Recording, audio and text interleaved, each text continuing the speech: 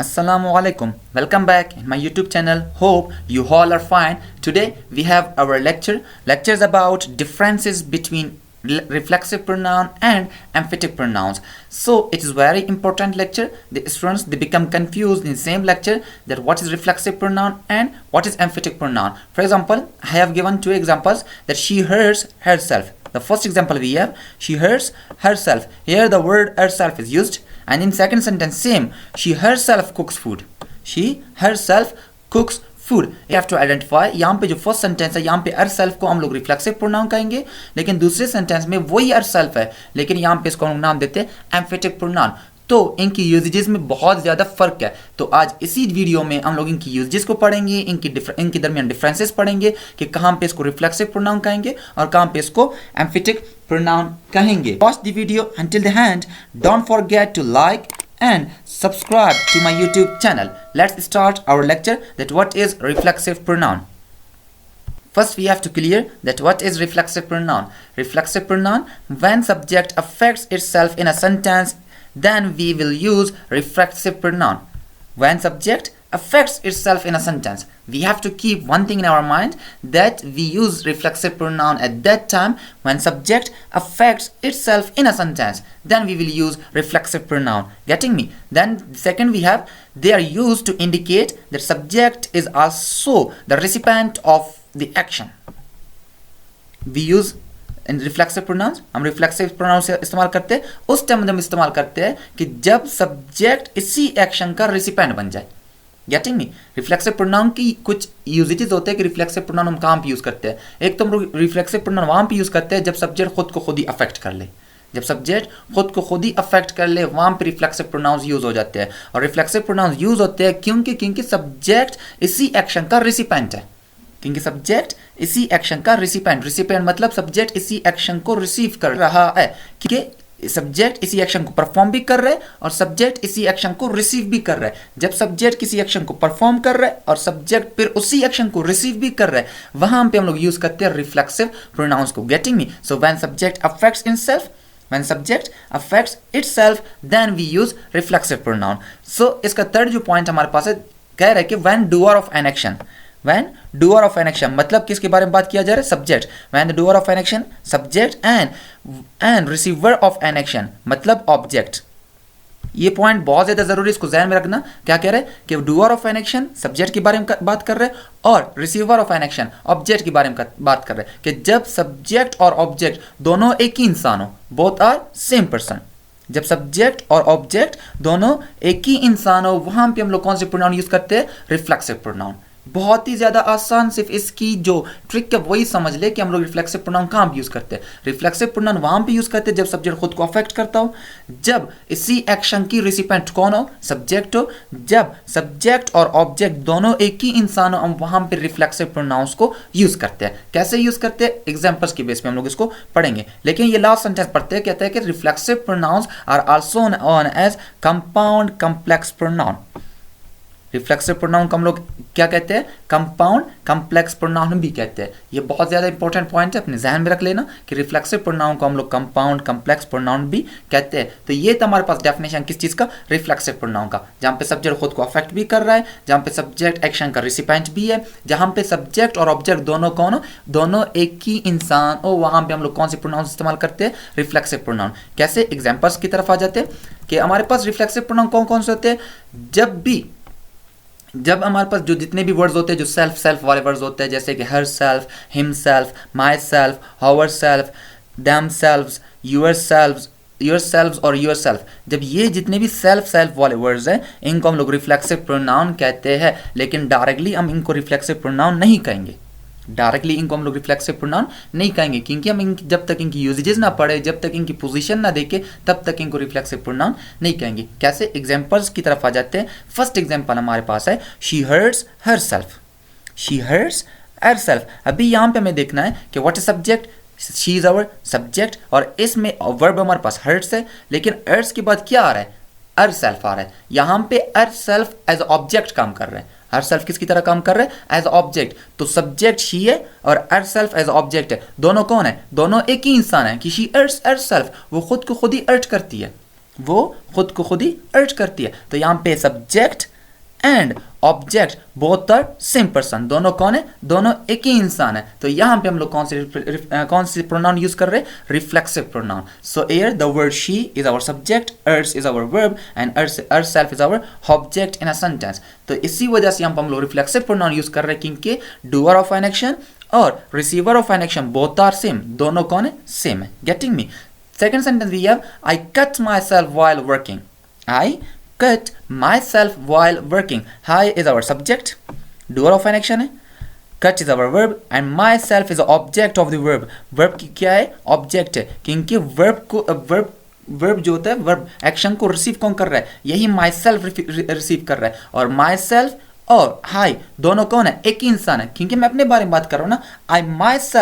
I cut myself while working, मैंने खुद को खुद ही काट दिया काम करने के दौरान। तो subject and object both are same person. So here we use which pronoun? Reflexive pronoun. Then we have, here we call it reflexive pronoun. इसको हम यहाँ पे क्या कहते हैं, reflexive, because subject and object दोनों एक ही इंसान है। Then second sentence we have he slapped himself while talking. He slapped himself while talking. Here the word he performed an action. इसने एक काम कर दिया, इसको subject कहते हैं। क्या किया उसने, slapped, मारा। किसको, himself, खुद को खुद ही मारा। He slapped himself while talking, बात करने के दौरान उसने खुद को खुद ही मारा। So it's mean here the subject he is the same person and here the object himself, reflexive pronoun, is both are same person, दोनों कौन है, सेम ही इंसान है। he subject और himself दोनों एक ही इंसान है। तो यहाँ पे ये एक्शन या यहाँ पे सब्जेक्ट खुद को खुद ही अफेक्ट कर रहा है कि he slapped himself while talking, बात करने के दौरान उसने खुद को खुद ही मारा। तो यहाँ पे हम लोग कौन से प्रोनाउन यूज करते हैं, रिफ्लेक्सिव प्रोनाउन। सो यहाँ पे himself को हम लोग रिफ्लेक्सिव प्रोनाउन कहेंगे। Then we have Ali abused himself, Ali ने खुद को खुद ही गाली दिया। अली abused himself, अली ने खुद को खुद ही गाली दिया। Ali is our subject, himself is also same Ali, so both are same person, subject and object. So here himself is our reflexive pronoun. And the last sentence we have, I taught myself how to use computer. I taught myself how to use computer. Here the word myself is an object. Object of what? Object of an action. Which action? Taught. And the subject of this action is I.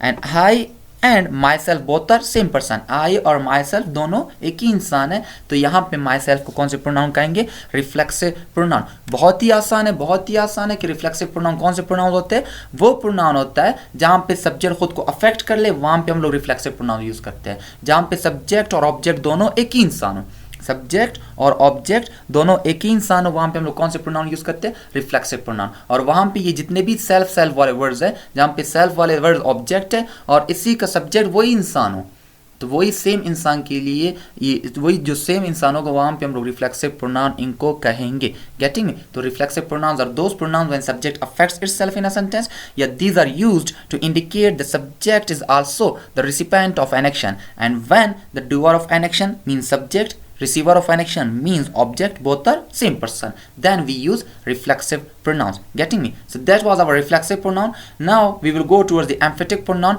That where do we use emphatic pronouns? Now we have emphatic pronouns. That what are the emphatic pronouns and where do we use those? So those pronouns which are used to add, emphasize or stress, those pronouns which are used to add, emphasize or stress to the subject, वो pronoun जो इस्तेमाल होते हैं emphasize means जोर और stress दबाव डालने के लिए, किसके ऊपर, सब्जेक्ट के ऊपर। So over there we use emphatic pronouns and these are used when subject convey strong emotions. These are used when subject wants to convey strong emotions. ये उस टाइम भी इस्तेमाल होते हैं जब सब्जेक्ट चाहता है कोई strong emotions अपना कन्वे कर ले। कैसे? जैसे कि एग्जांपल्स हमारे पास मौजूद है, she herself killed them. She herself killed them. Just revise the previous lecture.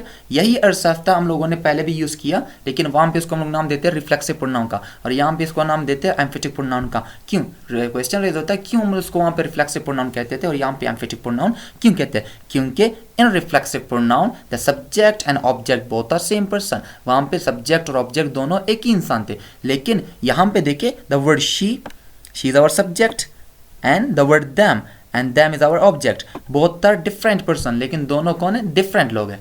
दोनों डिफरेंट है। इसी वजह से यहाँ पे इसको हम लोग एम्फेटिक प्रोनाउन कहेंगे, क्योंकि यहाँ पे हर सेल्फ सब्जेक्ट के ऊपर स्ट्रेस डाल रहा है, सब्जेक्ट के ऊपर दबाव डाल रहा है कि she her self killed them. Difference यही है कि एम्फेटिक प्रोनाउन में हम लोग जोर और दबाव डालते हैं, जहाँ पे सब्जेक्ट और ऑब्जेक्ट दोनों एक ही इंसान नहीं होते, लेकिन रिफ्लेक्सिव प्रोनाउन में सब्जेक्ट और ऑब्जेक्ट दोनों एक ही इंसान होते हैं, तो वहाँ पे इसको हम लोग रिफ्लेक्सिव प्रोनाउन कहते हैं। फर्क सिर्फ यही है। Then second example we have you yourself cooked food, you yourself cooked food। here same condition, subject someone else and food is an object।